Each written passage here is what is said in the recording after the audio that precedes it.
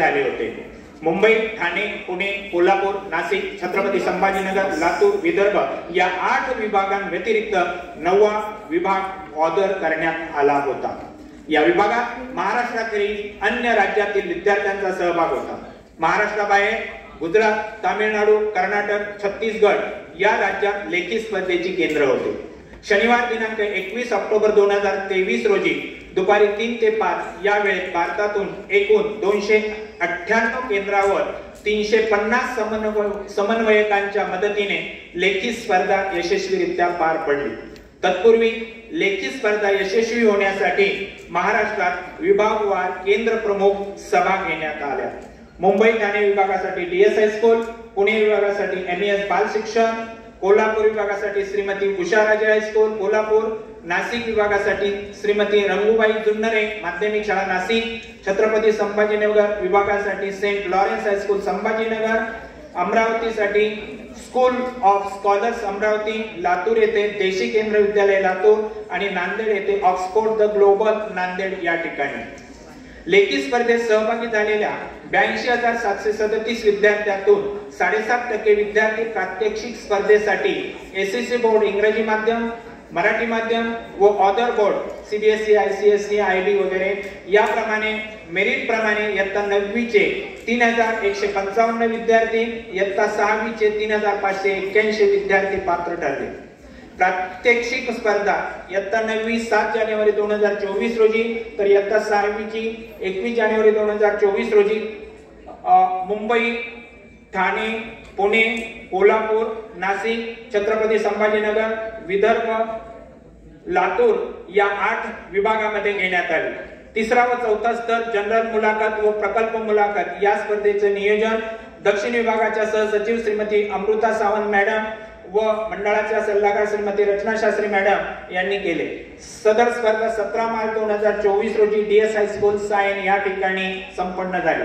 एकूण 132 तज्ञ प्राध्यापक, डॉक्टर्स, बीएआरसी, टीआयएफआर अशा नामांकित शिक्षण संस्थांच्या अनुभवी मुलाखतकारांनी सहभाग घेतला आणि मुलाखतकारांनी बालवैज्ञानिकांबाबत उत्तम अभिप्राय दिला।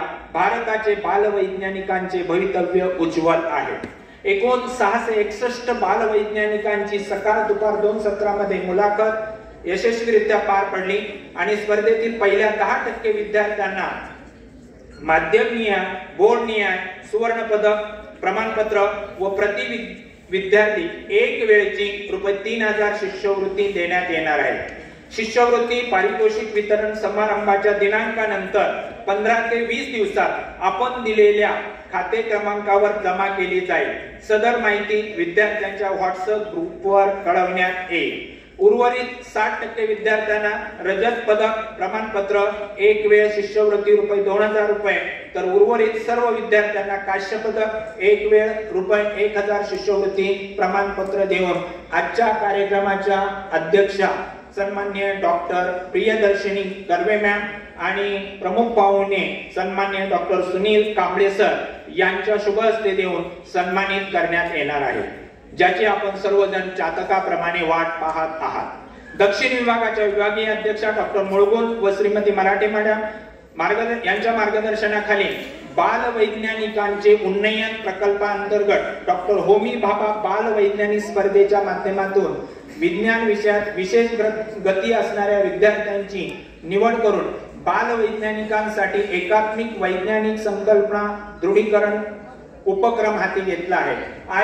आयजेएसओ इंटरनॅशनल ज्युनियर सायन्स ऑलिम्पियाड या नावाने चालणारा हा उपक्रम विद्यार्थ्यांच्या अनुभूतीवर आधारित वैज्ञानिक संकल्पनांच्या दृढीकरणासाठी तयार केला आहे। मंडळाच्या जांभूळपाडा मानगाव बुद्रुक येथे स्वतःच्या 6.5 एकर जागेत निसर्गरम्य डोंगराच्या कुशीत प्रस्तावित विज्ञान शिक्षण व पर्यावरण संवर्धन केंद्राच्या वृद्धीच्या कार्याला जोमाने सुरुवात झालेली आहे। यावर्षी बजाज इलेक्ट्रिकल यांच्या माध्यमातून 200 झाडांची लागवड करून झाडांना ठिबक सिंचन योजनेद्वारे पाणी देण्याची व्यवस्था केली आहे। 5 जून 2023 चा जागतिक पर्यावरण दिन हा सुद्धा आपण जांभूळपाडा मानगाव बुद्रुक या ठिकाणी वृक्षारोपण करून साजरा केलेला आहे। यावर्षी जीबीएसटी व अगस्त्य फाउंडेशन यांच्या वतीने शिक्षकांसाठी hands on activity in science कार्यशाळा घेण्यात आली। तसेच शिक्षकांसाठी डीएस हायस्कूल येथे आयओटीचे प्रशिक्षण देण्यात आले।